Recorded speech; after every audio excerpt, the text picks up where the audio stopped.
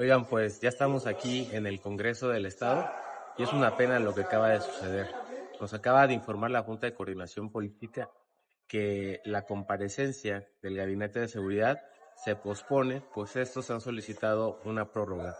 Es una verdadera lástima porque este fue un ejercicio de presión que hizo el secretario general de Gobierno, Salvador Zamora, para que no vinieran a rendir cuentas ni el fiscal, ni el secretario de Seguridad Pública, ni la secretaria de Inteligencia y Búsqueda.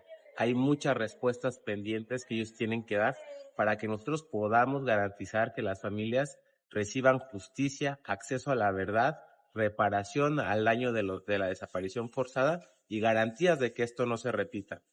Me duele mucho que la Junta de Coordinación Política se haya prestado a esta situación, porque hoy no era un día para la política, hoy era un día para reconocer el dolor de las familias que tenemos un ser querido desaparecido. De verdad que es lamentable este actuar por parte de las autoridades. Esperemos que pronto se pueda retomar. Lamentable lo que ocurrió en Jalisco el día de hoy. Es allí, ¿me escucho bien? Sí, correcto. Lamentable lo que ocurrió hoy en Jalisco en el Congreso. Estaban citados los integrantes del Gabinete de Seguridad y bueno, ante las revelaciones que ha hecho el fiscal general de la República, Gertz Manero, pues decidieron no acudir. Para eso hemos convocado al diputado de Jalisco, Alejandro Puerto, a quien le agradezco mucho que nos tome la llamada. ¿Cómo estás, Alejandro? Bien, amigo, ¿y tú? Bien, pues aquí con el gusto de saludarte. Cuéntame, ¿el miedo no anda en burro o por qué no fueron a la comparecencia el fiscal y los elementos o los integrantes del Gabinete de Seguridad? Hasta ahorita no tenemos una explicación coherente, dado que no ha terminado de sesionar la Junta de Coordinación Política para evaluar en qué otra fecha se podría realizar esta comparecencia. La verdad es que todo es muy incierto, porque incluso se canceló, se difirió esta comparecencia desde antes de que se anunciara la rueda de prensa de Gertz Manero.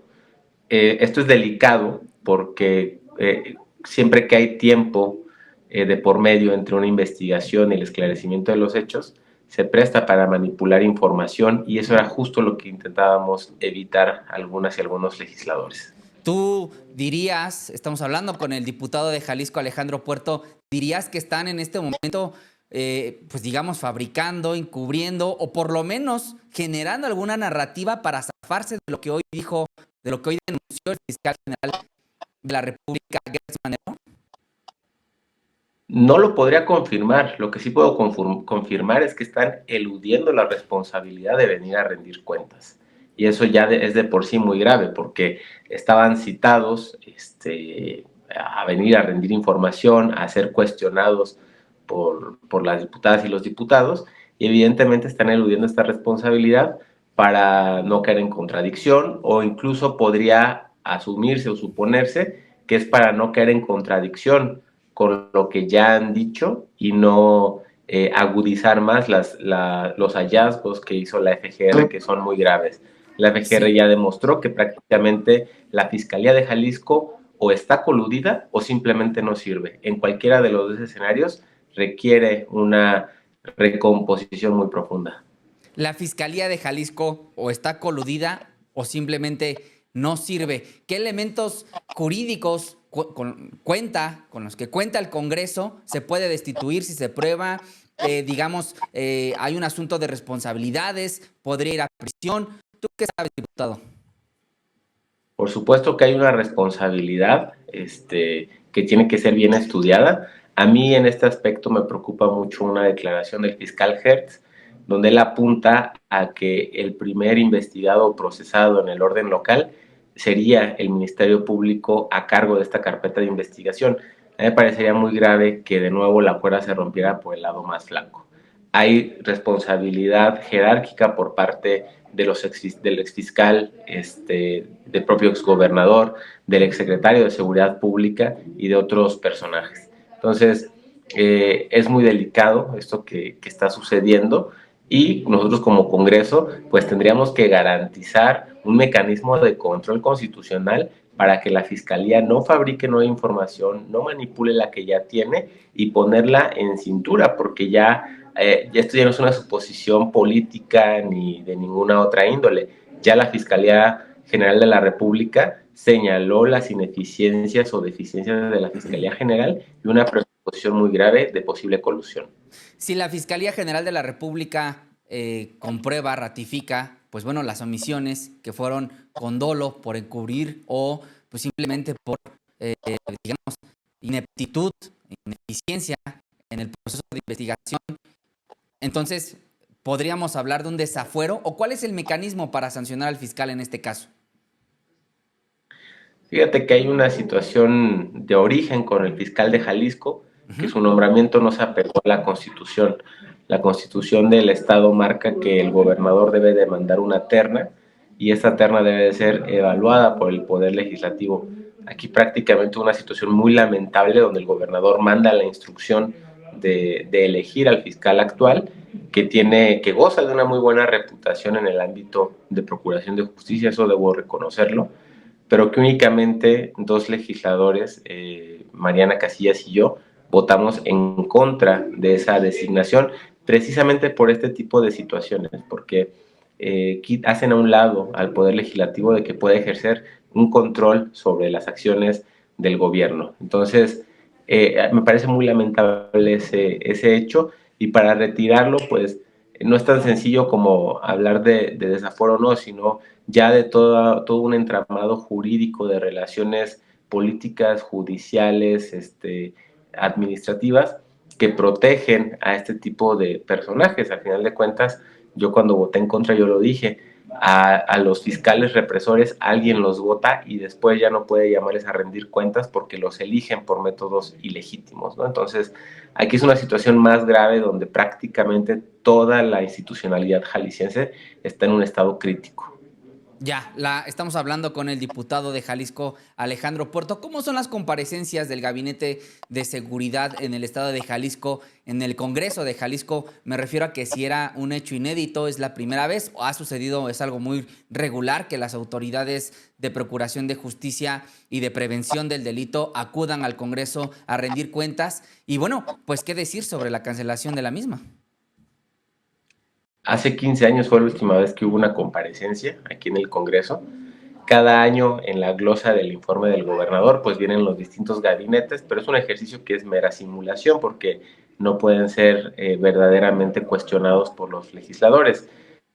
Son sesiones muy controladas, pero en esta ocasión era la primera vez que en primer lugar se citaba comparecer a las autoridades y en segundo lugar el poder legislativo podía ejercer su facultad de control del poder ejecutivo, lo cual era algo impresionante que nunca se había logrado. Es un mecanismo democrático para evitar que el poder ejecutivo pues colapse o se vuelva antidemocrático. Lamentablemente ya se perdió la oportunidad.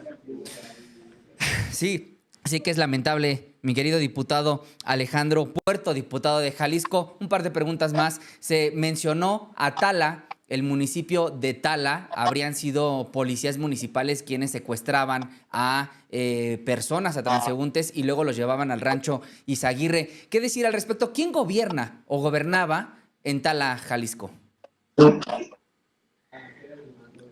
Me parece que esto agrava todavía más el hecho de que no comparezcan hoy el fiscal y el secretario de Seguridad Pública, porque tenemos que conocer el estado en el que se encuentran las 125 policías municipales del estado de Jalisco.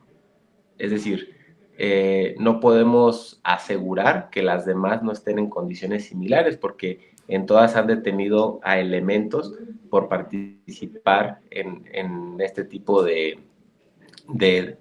actos atroces que es la desaparición de personas, ¿no? De particulares. Entonces, eso agrava todavía más la situación, porque tendrían que estar aquí precisamente explicándonos qué están haciendo para verificar que las policías municipales no estén coludidas, a cuántos policías municipales tienen bajo investigación, cuántos han pasado verdaderamente sus exámenes de control de confianza, etcétera, ¿no? Actualmente Tala lo gobierna, tengo entendido que Movimiento Ciudadano, no lo tengo ahorita claro en la mente, pero más allá de quién lo gobierna, el tema es en qué estatus están el resto de las policías municipales. Sí, qué fuerte. Efectivamente, son los policías municipales. De hecho, esas policías son preventivas. Deberían de prevenir el delito y no de secuestrar a los transeúntes para reclutarlos en el Es mucho rancho. más grave todavía porque el discurso de Movimiento Ciudadano para oponerse a que la Guardia Nacional formara parte del ejército, de la Defensa Nacional, era el supuesto fortalecimiento de las policías municipales, ¿no? Y aquí en México hay que hacer un apunte muy doloroso, que es precisamente quienes más participan en la desaparición forzada cometida por agentes del Estado son policías municipales, no son soldados como en las dictaduras latinoamericanas, ¿no? Entonces, ese es un apunte que sí hay que tener en mente, porque este empecinamiento del Movimiento Ciudadano por no respaldar la Guardia Nacional, pues ha dejado a las policías municipales en estado crítico, a un gobernador desresponsabilizado, a dos gobernadores desresponsabilizados de lo que pasa aquí y a un montón de presidentes municipales que han hecho mutis. Nadie ha salido a decir nada. Sí, estamos hablando con el diputado Alejandro Puerto, diputado de Jalisco. Efectivamente, fue la policía de Tala quien habría secuestrado a personas y, bueno, luego reclutado, llevados al rancho Izaguirre. Preguntarte, porque justamente el fiscal general narró cómo es que la Guardia Nacional se entera de este rancho, cómo es que acude, cómo es que se enfrentan armados con pues los criminales que estaban ahí adentro. Se detuvieron a 10 personas. ¿Sabes más del paradero de esas 10 personas? Si hay policías municipales consignados, la Guardia Nacional, pues, insisto, detuvo las operaciones de este rancho, pero luego la Fiscalía dejó botada la investigación. Son dos preguntas. ¿Sabes algo sobre los policías municipales que participaron en este reclutamiento de personas que luego llevaban al rancho Izaguirre? No, y eso era parte de las cosas que teníamos que saber y conocer el día de hoy por voz del secretario de Seguridad y del fiscal, porque en el momento en el que la Guardia Nacional le entrega el control de la situación a la Fiscalía del Estado, esta tenía que girar las órdenes de aprehensión pertinentes contra las personas implicadas. Lo que narra Hertz Manero es que prácticamente la Fiscalía local no hizo nada, no resguardó indicios, no giró órdenes de aprehensión, no recogió testimonios, prácticamente no investigó y no conocemos el trasfondo de esa decisión. ¿Quién la ordenó? ¿Quién estaba al tanto? ¿Lo sabía Enrique Alfaro? ¿Lo sabía su fiscal? ¿Quiénes estaban al tanto de toda esta situación? Son un montón de preguntas que lamentablemente, pues ahora el fiscal actual, el gobernador actual, su secretario de seguridad, pues han ganado tiempo para poder construir su propia narrativa. Si me permites, dos preguntas más, mi querido diputado Alejandro Puerto, diputado de Jalisco. Augura el fiscal general Gertz Manero que este no será otro Ayotzinapa, que no habrá impunidad, que se hará una investigación seria. Pero para que no haya impunidad, estimado diputado, ¿qué tiene que suceder? ¿Quién tiene que caer en este proceso de investigación que haga la Fiscalía General de la República? Yo creo que todos los implicados en la cadena de mando. Sin embargo, hay que ser muy claros en algo. Si no hay voluntad política de esclarecerlo hasta sus últimas consecuencias, pues difícilmente puede pasar más allá de juzgar a mandos bajos y cuando mucho mandos intermedios.